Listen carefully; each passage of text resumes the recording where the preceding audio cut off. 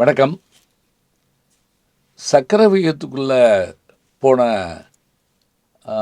அபிமன்யு அங்கே அனைவராலும் சூழப்பட்டு அவன் கொலை செய்யப்பட்டது போல், போர்க்களத்தில் கொலை கிடையாது, இருந்தாலும் ஒரு ஆளுக்கு ஒரு ஆள் சண்டை போடுறதை விட்டுட்டு ஒரு பையனை எல்லாரும் சேர்ந்து அடித்து கொள்கிறாங்கிற விஷயமும் பீமனை வரவிடாமல் தடுத்ததுமெல்லாம் நம்ம பார்த்தோம்.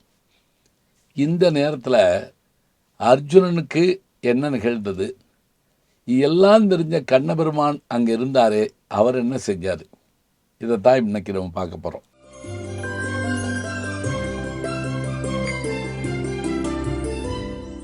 இந்த போர்க்களத்தில் அபிமன்யுனுடைய நிலை இப்படி இருக்க, அர்ஜுனன் சம்சத்தகர் என்கின்ற அந்த அவர்களை வெல்லுவதற்காக செல்லுகிறான்.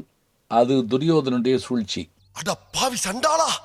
அதன்படியே சென்ற கிருஷ்ண பரமாத்மா தேரை செலுத்தி சென்றவர்.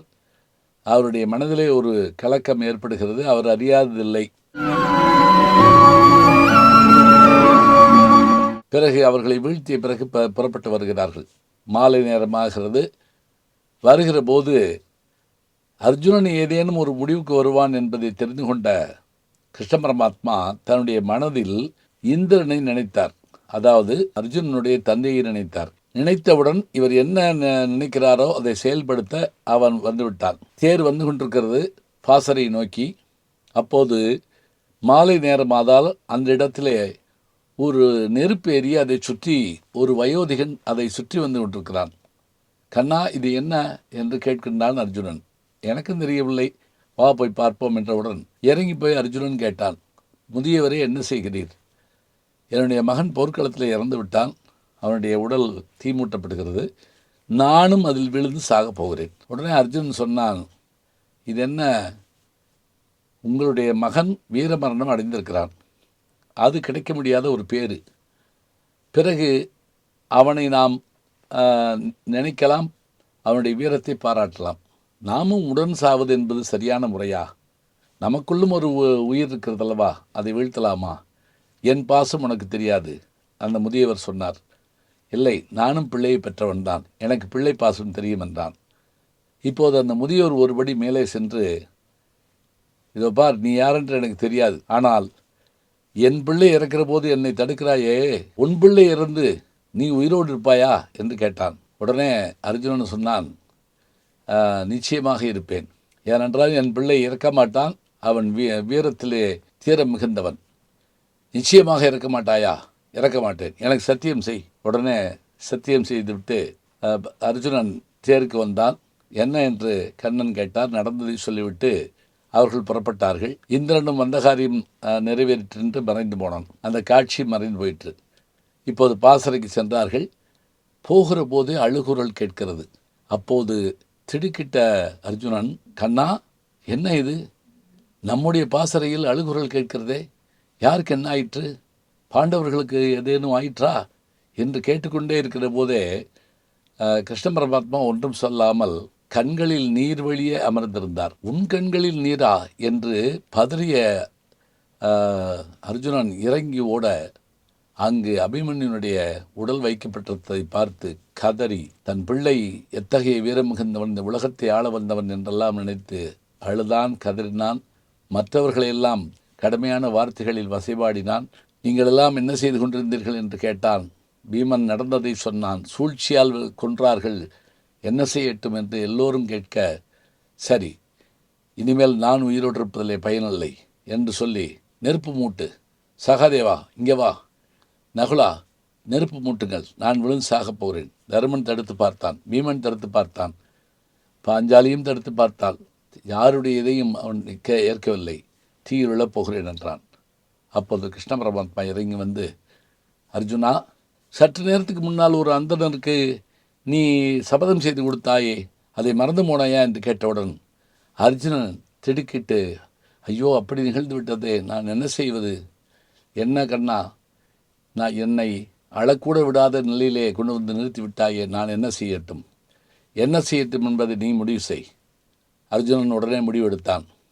நாளை மாலை சூரியன் மறைவதற்கு முன்பாக என் மகன் அபிமன்யுவை கொன்ற சிந்து தேசாதிபதியாகிய சயத்திரதனை வீழ்த்தி கொள்வேன், அவன் தலை தரையில் உருளும்படி செய்வேன், அப்படி நான் செய்யாவிட்டால் இன்னென்ன நிலையை அடைவேன் என்று வஞ்சன காஞ்சி என்று சொல்லக்கூடிய அந்த துறை, அதாவது இன்னது செய்வேன் அல்லது இப்படி ஆவேன் என்பதைப் போல பேச ஆரம்பிக்கிறான்.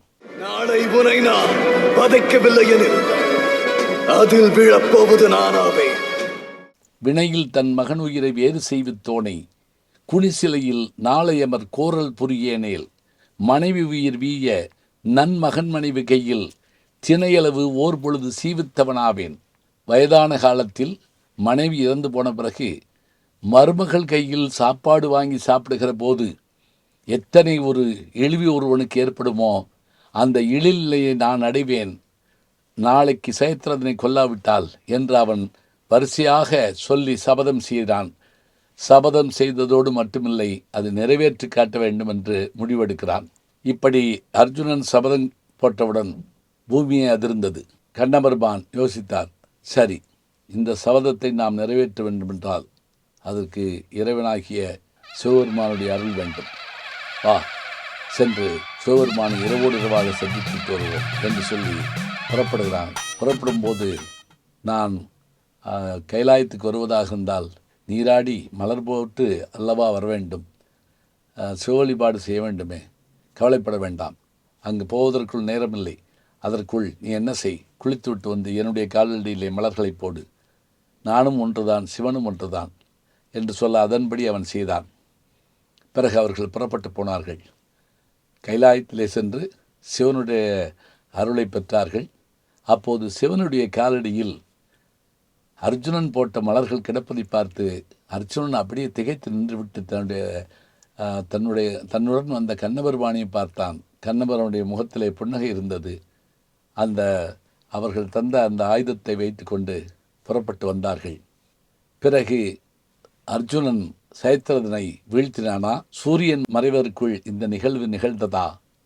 இத்தனை கேள்விகள் நமக்குள் எழுகின்றன. தொடர்ந்து பார்ப்போம்.